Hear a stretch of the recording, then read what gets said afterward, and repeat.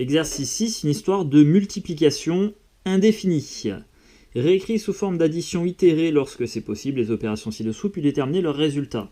Donc l'addition itérée, c'est ça. Tu vois, on repart de la définition de la multiplication par un entier. 6 multiplié par 5, ça veut dire que 5 fois, je vais ajouter la quantité 6.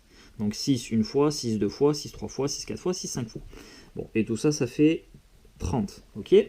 Maintenant, j'ai 5 qui est multiplié par 6. Ça veut dire que 6 fois, je vais ajouter la quantité 5. Donc on va avoir 5 plus 5 plus 5 plus 5 plus 5 plus 5. Bon, et tout ça, ça fait 30. Voilà. Ok, multiplication suivante, 1,5 multiplié par 4. Je sais faire aussi, ça veut dire que 4 fois, je vais ajouter la quantité 1,5. Donc on va avoir 1,5 plus 1,5 plus 1,5 plus 1,5. Bon. Alors 1,5 plus 1,5, ça fait 3. Donc là, j'aurai encore 3, et 3 plus 3, ça fera 6. Très bien. Bon, et là, je vais commencer à être un peu embêté, tu vois, parce que je vais multiplier 4 par 1,5. Ah oui, mais ça veut dire quoi, multiplier par 1,5 ? Bonne question. Moi, je sais multiplier par un nombre entier. Et multiplier par un nombre qui n'est pas entier, là, 1,5, je suis un peu bloqué. Je ne sais pas quel sens donner à cette multiplication-là. Je ne sais pas quel sens donner, néanmoins,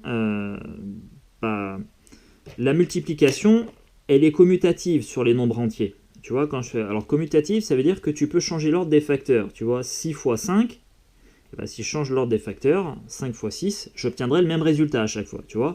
Tout comme, si je fais 3 fois 7, ça fait 21, et c'est la même chose que si je fais 7 fois 3, tu vois, je change l'ordre des facteurs, j'obtiens 21 aussi. Donc on dit qu'elle est commutative, tu peux changer l'ordre des facteurs ici. Dans l'idée, si tu veux, moi je ne sais pas encore multiplier par 1,5. Par contre, j'aimerais que la nouvelle définition, parce que je ne sais pas multiplier par un nombre rationnel, c'est ce que je vais essayer de faire dans la suite, tu vois. Trouver une définition, qu'est-ce que ça veut dire multiplier par un nombre rationnel. Je vais essayer de trouver une nouvelle définition, et j'aimerais qu'elle conserve la propriété de commutativité, c'est-à-dire que je puisse changer l'ordre des facteurs sans que ça change le résultat, voilà. Pour avoir finalement quelque chose qui ressemble à la multiplication par les entiers. Voilà, ça c'est l'idée. Donc 4 fois 1,5, même si je ne sais pas le calculer, j'aimerais que ce soit la même chose que 1,5 fois 4, que je commute. Et il se trouve que 1,5 fois 4, je sais le calculer, j'ai déjà fait précédemment, ça fait 6. Donc si je devais donner un sens à cette multiplication-là, je voudrais que ce soit égal à 6. Ensuite, 2 septièmes multiplié par 3. Alors, je sais donner du sens à ça. C'est 2 septièmes plus 2 septièmes plus 2 septièmes. Donc, 3 fois, j'ajoute cette quantité-là. Bon, et j'ai vu dans la propriété précédente, là, en début de chapitre, que quand je multiplie, tu vois, un nombre rationnel ici par une quantité, ça revient à multiplier le numérateur par la quantité. Donc, en fait, ici, c'est comme si je fais 2 que je le multiplie par 3 et tout ça divisé par 7, c'est-à-dire 6 septièmes. Voilà. Donc là encore, je sais calculer ça. Nouvelle multiplication, 3 multiplié par 2 septièmes.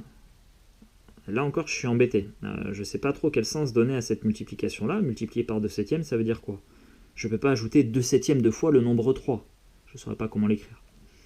Bon. Je vais faire comme précédemment. Si je devais déterminer le résultat de ce produit-là, je me servirai de ce que j'ai fait précédemment, tu vois. J'aimerais que la multiplication par 2 septièmes, donc avec les nombres rationnels, elle soit commutative. Donc dans l'idée, tu vois, j'aimerais que ça, ce soit la même chose que 2 septièmes multiplié par 3. Et là, je serais content parce que 2 septièmes multiplié par 3, je sais le calculer. Ça fait 6 septièmes, je l'ai fait précédemment. Voilà. Multiplication suivante, 4 cinquièmes multiplié par 1,5. Je suis bien embêté là encore, parce que multiplié par 1,5, je ne sais pas trop ce que ça signifie. Là, je ne peux pas l'expliquer avec l'itération d'addition, tu vois. Alors, par contre, ce que je vais faire, c'est... Attends, tiens, moi j'ai vu cette propriété-là, en début de chapitre. Quand je multiplie donc un nombre écrit en fraction par une quantité, ça revient à multiplier le numérateur par la quantité. Donc dans l'idée, moi ce que j'aimerais, tu vois, c'est que 4 cinquièmes multiplié par 1,5, je puisse appliquer cette propriété-là et finalement obtenir 4 fois 1,5, le tout sur 5. Voilà, hein. Donc, la construction là, de ma multiplication par un rationnel, ben, j'aimerais que ça respecte cette propriété-là, et du coup j'obtienne ça. Ça voudrait dire alors que au numérateur, j'aurai 4 multiplié par 1,5. Attends, 4 multiplié par 1,5, je ne sais pas faire encore, c'est pas défini. Sauf que, même sans qu'elle soit définie, cette multiplication, j'ai dit, bah, si ça doit avoir un résultat, ça serait celui-là, 6. Parce que 4 fois 1,5, eh ben, je voudrais pouvoir commuter, et du coup que ce soit le même résultat qu'1,5 fois 4, qui lui, je sais le calculer, ça fait 6.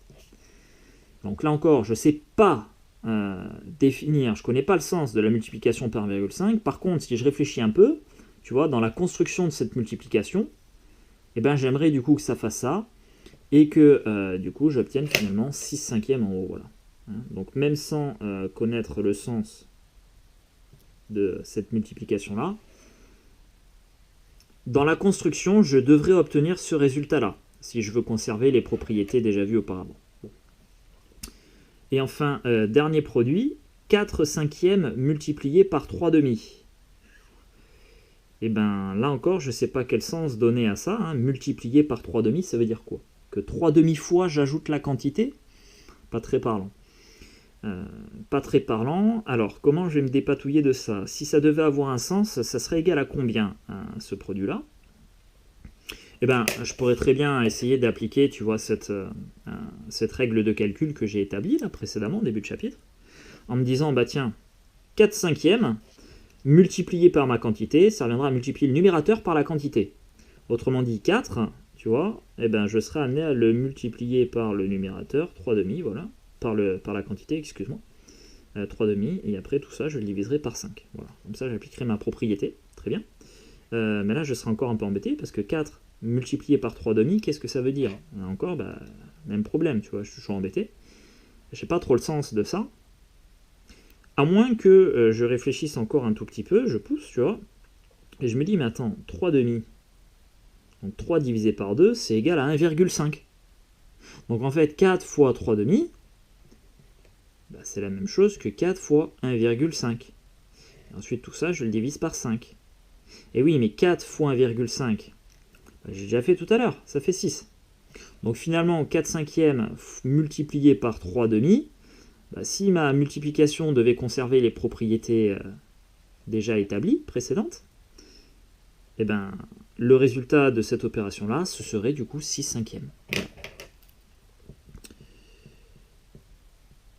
Voilà, donc même sans, tu vois, connaître le sens de la multiplication par un nombre qui n'est pas entier, donc c'était le cas avec ces 4 multiplications-là, là où j'ai mis du crayon à papier, tu vois,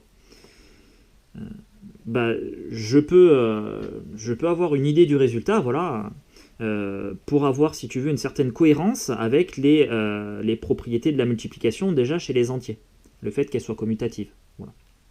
Et en même temps, je voudrais qu'elle respecte cette règle-là aussi, qu'on a établie ensemble. Voilà. Donc, je ne connais pas encore le sens de cette multiplication, je ne sais pas ce que ça veut dire, mais si je peux calculer, si je peux multiplier par un nombre rationnel, eh ben, la définition que je poserai devrait donner ces résultats-là, si je voulais être cohérent. Voilà. Donc c'est ce qu'on fera dans l'exercice qui suit, on va essayer de définir la multiplication par un nombre qui n'est pas entier, de façon à conserver les propriétés et finalement obtenir ces résultats-là. Voilà, c'est ce qu'on va faire dans l'exercice précédent. Et donc c'est ce que je te raconte là juste en dessous. Le sens de la multiplication par un nombre rationnel ne peut être le même que celui de la multiplication par un entier. En effet, pour multiplier 9 par 2, bah, j'ajoute 2 fois le nombre 9. C'est comme ça qu'on l'a défini en primaire. 9 fois 2, ça veut dire 9 plus 9. Bon. En revanche, pour multiplier 9 par 2 tiers, bah, je ne peux pas ajouter 2 tiers 2 fois le nombre 9. C'est pas possible, ça n'a pas trop de sens, ça. Il faut donc chercher une définition de la multiplication par un rationnel. On souhaiterait tant qu'à faire qu'elle possède les mêmes propriétés que la multiplication entière, à savoir la commutativité, ce que je t'ai dit, tu vois, on peut changer l'ordre des facteurs, l'associativité et la distributivité sur l'addition. Je reviendrai sur ces deux autres propriétés un peu plus tard. Voilà, donc on ne connaît pas encore le sens de cette multiplication, on va essayer de la définir proprement dans l'exercice qui suit.